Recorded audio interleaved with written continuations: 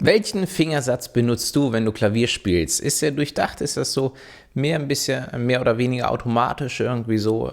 Kriechen die Finger davon Taste zu Taste? In diesem Video möchte ich dir mehr zum Thema Fingersatz erklären. Zeigen, wie ich meinen Fingersatz erarbeite, dass ich das auch überhaupt mache. Oder vielleicht auch manchmal nicht. Wenn du bis zum Ende schaust, dann kennst du die Auflösung. Thomas Forschbach hier von Werde Musiker. Jetzt viel Spaß hier an den Tasten. Thema Fingersatz. Beim Thema Fingersatz streiten sich auch die Geister. So, ich behandle das Ganze jetzt erstmal in den Tasten. Man kann das auch, wenn du mit Notenklavier spielst, natürlich, also nicht an den Noten erarbeiten, aber in Noten notieren, ja. Also man schreibt dann Zahlen über die einzelnen Noten, nicht unbedingt über jede Note, aber über einzelne. Dann ist der Daumen die 1, Zeigefinger 2, 3, 4, 5, ne? Diese 5 Finger einmal durchnummeriert. So, damit man sich das besser behält, nämlich tatsächlich einen Fingersatz, kann man sich auch erarbeiten und vor allen Dingen bei komplexen Vorgängen sollte man das auch. Oder bevor du einen Überabschnitt wirklich mehrmals wiederholst und dir das oft einprägst und dann auch technisch einübst, solltest du dich vorher auf einen Fingersatz geeinigt haben. In der Regel ist das bei der Musik, die wir hier machen, alles übersichtlich. Ja? Also, nämlich die wenigsten meiner Schüler hier wollen Konzertpianisten werden. Da geht es natürlich nochmal um ganz andere Sachen als mit Konzertpianisten, wirklich klassische Musik, sehr schnelle Läufe. Da muss man sich schon sehr genau überlegen, welchen Fingersatz man benutzt. Vielleicht ist es dir schon aufgefallen, dass ich auch sehr oft selbst variiere. Das hat ein bisschen auch mit dem Stil zu tun, wie ich spiele. Nämlich zum Beispiel einen solchen Akkord, wenn ich diese 3 Töne spiele. Guck mal, wie ich den Fingersatz jetzt greife. Daumen, Zeigefinger, Mittelfinger. Ja, das geht und das ist für mich auch bequem und es ermöglicht mir zum Beispiel hier oben noch mehr zu spielen. So, allerdings greife ich diesen gleichen Akkord auch mal so. Dann habe ich hier immer noch den kleinen frei und manchmal greife ich den Akkord auch wirklich hier mit dem kleinen Finger und hier mit dem Mittelfinger. Ja, so, es hängt aber tatsächlich, wie du gerade schon gesehen hast, sehr von der Situation ab.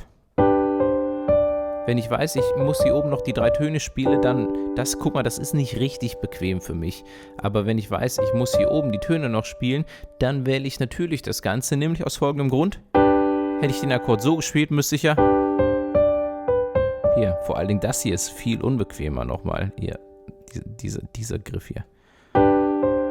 Und sowas hier ist nie gut, wenn der kleine Finger hier solche noch selbst...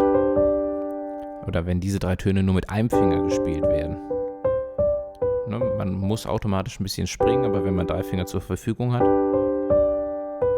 kann man das viel schöner spielen. So, allerdings, also eine wichtige Grundregel ist natürlich das Über- und Untersetzen. Ich denke, du hast das bestimmt schon mal in einem meiner Videos gesehen. Zum Beispiel, wenn ich jetzt hier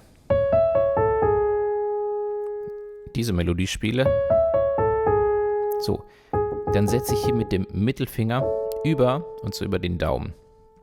Ja, und das hier ist so ein Klassiker, übersetzen und untersetzen mit Daumen und oft mit dem Mittelfinger. Es muss nicht unbedingt der Mittelfinger sein, es kann der Ringfinger sein, wenn man hier unten zum Beispiel noch weiter spielt. Es reicht auch manchmal der Zeigefinger, aber das Bequemste ist oft mit dem Mittelfinger.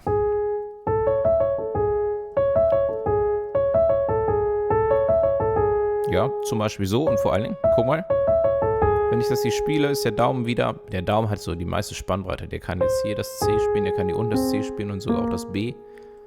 Allein, weil der hier sehr viel, sich sehr weit bewegen kann. Ja, super, guck mal, was hier alles für Töne spielen kann. Also, das ist, würde ich mal sagen, hier die wichtigste Regel überhaupt, das Über- und Untersetzen, dass du dir da Gedanken machst. Also, was natürlich nicht so schön ist, wenn du irgendwie...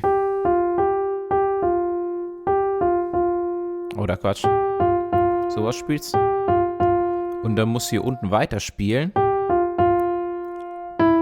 zum Beispiel das D, ja, also das macht halt keinen Sinn, hier mit dem Daumen zu spielen, wenn ich jetzt, wenn der nächste Ton ein E ist und die anderen Finger sowieso nichts zu tun haben, ja, dann spiele ich besser mit dem Mittelfinger und nehme hier den Daumen. So, also letztendlich muss man ein bisschen, also wie erarbeitest du jetzt deinen Fingersatz? Ne? Du schaust dir natürlich die Töne an, was wird gebraucht, in welche Richtung geht es. Und meine Empfehlung ist es dann, so viele Finger oder quasi die Grenztöne hier mit den Grenzfingern abzudecken. Wenn das zwischendurch nicht funktioniert, muss man halt umsetzen. Oder auch wenn eine Taste übrigens mehrmals angeschlagen wird, kann man auf dieser Taste auch sehr gut den Finger wechseln. Ne, zum Beispiel. Ja, oder? Man kann hier vom Ringfinger auf den Daumen.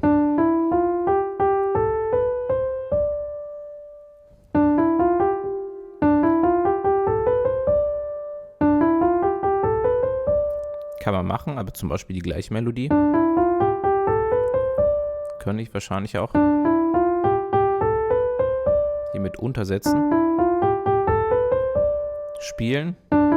Guck hier unter den Ringfinger untersetzt mit dem Daumen. Ja, wahrscheinlich würde ich allerdings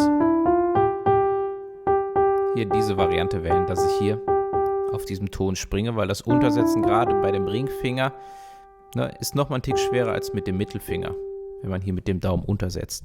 Also, es hat auch was Persönliches definitiv zu tun, was dir am bequemsten ist. Achte drauf, also wieso sollte man auch auf den Fingersatz achten, wenn der nicht ordentlich erarbeitet ist, oder oft mache ich das jetzt zum Beispiel in meinen Videos auch schon für dich vor, dass der Fingersatz schon durchdacht ist. Aber sollte es nicht der Fall sein, also kann es einmal für dich unbequem sein, das ist die eine Sache. Und die andere Sache ist, wenn du manchmal zu große Sprünge machst, kannst du den Ton, den du da spielst, nicht richtig kontrollieren. Dann wird der zu laut oder zu leise angeschlagen. Na, zum Beispiel, guck mal, ich spiele das jetzt mal. Und jetzt nehme ich hier den Zeigefinger drauf, ja? Weil ich ja vergessen habe, hier mit dem kleinen Finger, oder ich kann mit dem kleinen Finger auch hochgehen, noch besser. Da, guck hier. Ich muss hier diesen Sprung mit dem kleinen Finger kurz erledigen, deswegen ist der Ton hier viel zu laut.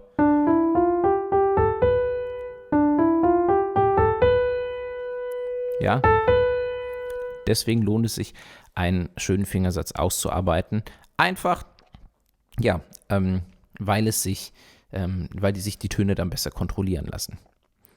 Alles klar. Also, ich hoffe, ich konnte dir weiterhelfen. Nochmal kurz zusammengefasst, letztendlich Fingersatz ist wichtig, damit die Töne sich schön spielen lassen, damit deine Hände nicht verkrampfen oder wehtun oder was auch immer.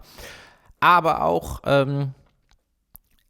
es ist Arbeit, ja. Es ist, man muss sich das Ganze definitiv, wenn du ein eigenes Stück hast und du hast keinen Fingersatz, dann ist das eigentlich ein eigener Arbeitsschritt, ja. Also es ist nicht unendlich viel Arbeit, aber es ist definitiv ein Schritt, dem man Zeit widmen sollte und dann nicht kurz drüber fliegen sollte oder sofort spielen sollte und dann feststellen sollte, ja, das klappt doch hinten und vorne nicht. Ja, also, ich bin gespannt auf deine Meinung zu diesem Thema Fingersatz. Erarbeitest du dir deinen Fingersatz schon beim Klavierspielen oder spielst du sofort drauf los? Dann wird es manchmal nicht ganz perfekt. Ja, hat dir das Video geholfen? Und ich möchte noch kurz eine Sache aus dem Nähkästchen plaudern. Also, wenn ich sage, das ist ein eigener Arbeitsschritt und das ist wichtig, das zu machen. Ich sage dir ehrlich, bei mir ist es auch nicht immer ein eigener Arbeitsschritt, wenn ich spiele. Ja, deswegen habe ich manchmal, wenn ich spiele, auch einen eher merkwürdigen Fingersatz. Ich korrigiere das oft so mittendrin sehr schnell. Allerdings, ja, möchte ich dir sagen, wenn du das jetzt nicht machst, und also ist ja auch wichtig, sich aufs Spielen zu konzentrieren, zu fokussieren. Ja, deswegen wollte ich dir das zumindest offenlegen. Alles klar, also ich bin sehr gespannt hier auf deinen Kommentar. Vielen Dank wieder fürs Zuschauen und bis demnächst.